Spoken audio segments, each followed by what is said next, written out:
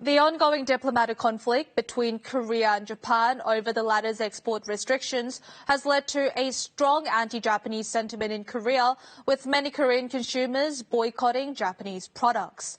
Some 1,200 Japanese college students have visited Korea in a bid to mend the strained ties between the two nations by meeting with the victims of Japanese wartime forced labor and apologizing to the victims.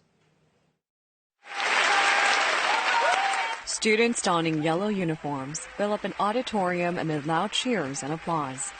They welcome the victims of Japanese wartime forced labor as they enter the space one by one.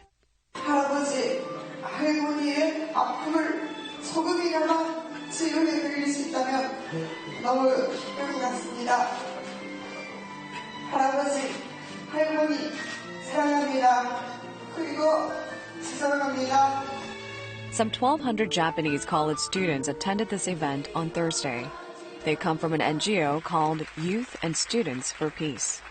This elderly man was taken to Japan as a child when his parents were conscripted to work in Japan and ended up being exposed to atomic bomb radiation.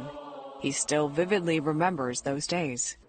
후손들이 그 후유증 말을 못합니다. 사실은 국가적 이제 냉대 속에 아직 방치돼 있는 상태고 뭐 병화와 시달리다가 이제 그 2세 분들도 돌아가신 분들이 상당히 많습니다. 사실.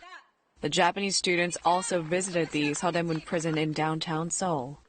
They laid down flowers at a memorial tower in honor of Korean independence fighters who perished during the Japanese colonial rule, and they toured the prison to see the vestiges of the painful and shameful history of their home country. The students also pledged to promote private sector exchanges in order to mend the relations between Korea and Japan.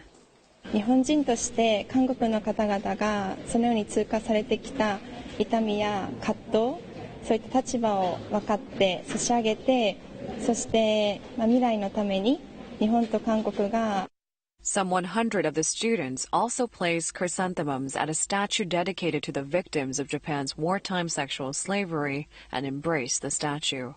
On December 31st, the Japanese students met with the survivors of wartime sexual slavery at the House of Sharing to offer their apology in person. They will continue with their scheduled activities until this Saturday.